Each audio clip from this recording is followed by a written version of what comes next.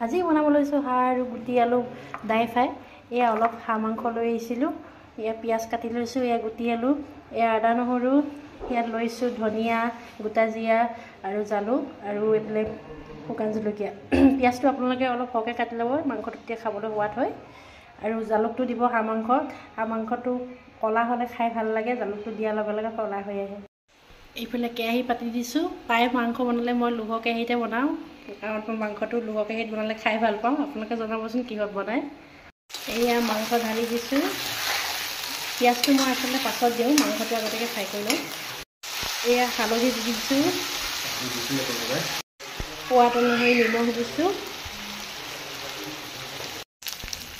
পিঁয়াজ এতিয়া দিছোঁ মই। এয়া মই নহৰু দি দিছোঁ। নহৰুটো আপোনালোকে তেলৰ মাজতে দিব, নহ'লে কেঁচা নহৰু গোন্ধটো নাযাব। আলুটো মই এতিয়া দিছোঁ।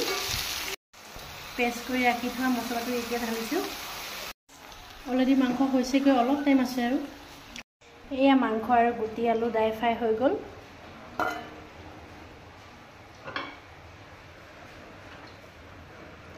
মই ইয়াত বিলাহী এটা এড কৰিলোঁ, আপোনালোকক দেখুওৱা নহ'লে, আচলতে এইটো নিদিলেও হয়, অপশ্যনেল।